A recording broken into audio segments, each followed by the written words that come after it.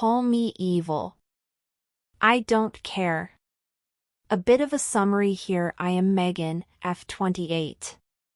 Brad M31 was my ex-fiancé who cheated with Andrea F27, who used to be my best friend since we both were like 12 years old. She is now pregnant, and their wedding date has been fixed. It is about 2 months away. I moved from San Francisco back to my parents' place in a small town in the South, and I am attending therapy while working from home. Andrea's family lives less than a mile away from my parents' home, and they have known us since Adam. Brad is from SoCal, born and raised. Both their families had informed me that they would not attend the wedding and that these two people were now dead to them. I made it clear to both families, do not miss the wedding on my account. If you feel like attending it, please do. I never told them, directly or otherwise, to miss the wedding. It was a decision that they themselves made. I always thought that though they promised me they would not attend, they would eventually come around because of the baby. After all, nothing tugs on the heartstrings better. And while I would have been initially unhappy that they eventually did attend, I knew I would understand in time. Everything was going well, till this happened. The alternative was that they would not attend the wedding, but a few months down the road they would reconcile as the baby would be born by then. I was okay with that too.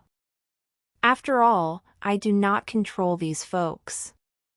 Brad and Andrea tried to reach out to me last week in a desperate flurry of texts and calls from different numbers. By my reckoning, at least 6 different numbers were used. I began blocking them as soon as I knew it was them, but they did get a message across to Andrea's family, who then forwarded the message to me. In it, they called me selfish and vengeful, and that my selfish acts were preventing their families from attending their dream wedding. I was being immature and idiotic and had no right to destroy their special day. They said I was responsible for their families not attending the wedding. Not true. I never told them not to attend, and said that I was always welcome too. In fact, listen to this, y'all. If I attended their wedding and convinced both families to attend as well, and if they ever had a daughter in the future, they would name her after me. They are expecting a son now. My blood boiled when I read all of that. And now I know what has to be done. I will do everything in my power to ensure that both families do not attend. These 2 insects will be alone that day. They might be able to beg some people to attend and bribe them with catered food, but they will be utterly alone and unwanted by both families. So, yeah, tell me I am an evil person. I might just enjoy it. Not evil, you are a person that I rather want to have on my side than on my enemy's side. If I were in your shoes, I would visit both families and tell them how they desperately tried to contact you only to insult you further, call you names and try to make you responsible for the situation they found themselves in. As if it wasn't enough to betray you on such a deep level, they now also want to kick you while you are already on the ground. That is what I would tell them if I were in your shoes. You are not evil, you are hurt, and they are taking away the chance from you to heal properly. Story 2. Planning to ghost him after finding out he's cheating on me. Found out my boyfriend was cheating a few weeks ago. Been spiraling since. Literally only running off of vengeance and pure disgust. I got this weird gut feeling and checked his phone while he was asleep. Those 20 minutes locked in the bathroom felt like years, and the shame keeps me from talking to anyone about it. I moved across the country to be with him, so I'm all alone. No friends or family here. He woke me up the next morning with kisses and breakfast and has been doing so a lot lately. Probably the guilt. He even bought me flowers for the first time ever. After me hinting at wanting them for years. He thought my quiet crying was out of happiness. He even brought up buying a house for us, something with enough space for potential future children. I'm still going through the motions. Making his breakfast and protein shake every day, packing his lunch, making sure dinner is almost ready when he comes home from the gym. What makes me the angriest is that I really, genuinely thought he wouldn't do something like this. He watched his father cheat on his mother and fathered children out of their marriage, all while she struggled with infertility her entire life. My partner isn't her biological son, and never had her own. She dedicated her life to the two of them and passed away of ovarian cancer shortly before we met. Sometimes I think about whether she regretted staying with her husband or not. We have a small shrine in her honor, and something makes me look at and expect guidance. I love the man she raised and hate the one her husband did. But they're both him, and he's a grown-ass man more than capable of self-control, so I decided to walk away. Next week my car will be picked up and shipped back home, and I got first-class tickets for me and my dog on his dime. He'll come back home from work and everything I brought will be gone, along with me. The only thing I think I might regret is not somehow being able to see his reaction when he walks through the door and realizes what's going.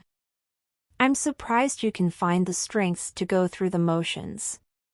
What a moron and jackass.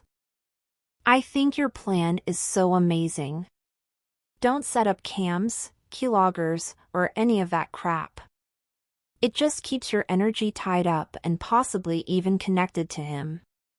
If anything, write the names of the girls on the sticky notes as you mentioned above together with the key. Maybe with a good luck sorting out your up life. I won't be a part of it. I'm so sorry. You deserve better. Have a hug. We're rooting for you, friend. Story 3. Saw my cheating ex, we passed each other in the car. His face was priceless. So 11 months ago my then husband left me for an AP. They had an emotional affair. It was textbook illy-binary. Confusing infatuation with love and comparing a 13-year mature relationship with the limerence of an affair. During that time I met a man I didn't know. He would become cold as ice, telling me how unhappy he was for years. How he never loved me. That I was perfect but he deserved someone more special. Other days he would be a crying mess, hanging on to me for dear life. Looking at me as if I was just the most precious thing he was losing. He pulled a face then, that I will never forget. It was like my old husband was in there watching this all but unable to help me or to change anything. He would well up, and it would be this combination of sadness, regret and shame.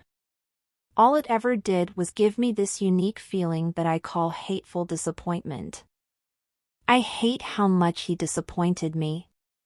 How little he did to save us. I know AP came for him hard, but all he had to do was say no. That is it. But he kept feeding it until he was in so deep he couldn't go back. So I am no contact for like 8 months, have not seen him. All I pick up is that he is bringing AP everywhere and they try to explain they did not have an affair but she helped him through his terrible divorce. It was over within a month, so, yeah, terrible. People tell me she is a bore and a basic bee. I know that. I don't care. I keep joking she must be looking really pale, as she can't get from under my shadow. Anyway, I heard he was happy with AP. He is telling the story of how she showed him what real love is and how happy he is. She is the one.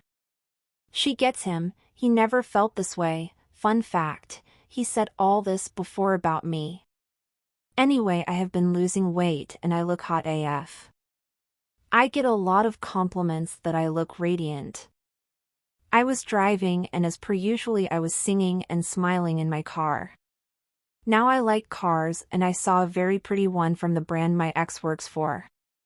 It pulled my attention. I never look at other drivers but I was looking at the car. It was my ex driving it and I only noticed because he startled and that made me look at the driver. There it was again. That sad teary-eyed face. Like the love of my life is trapped in the body of an incredible a-hole bound to make it work with a woman so far below me it is ridiculous. I was too slow to respond. So he only saw me smiling.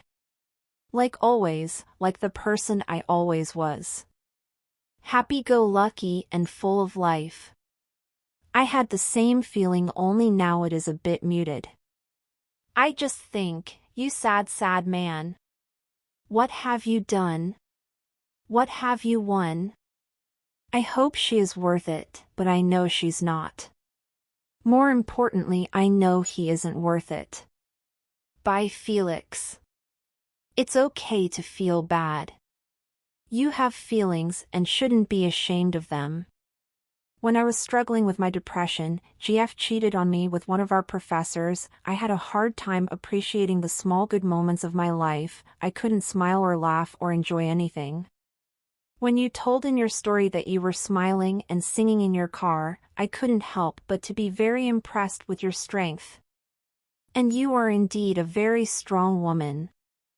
I know it can be hard sometimes, you just can't throw away 13 years in mere 11 months, but you're doing so much better than I did, granted I was in my early 20s. Keep going like this and be proud of your progress.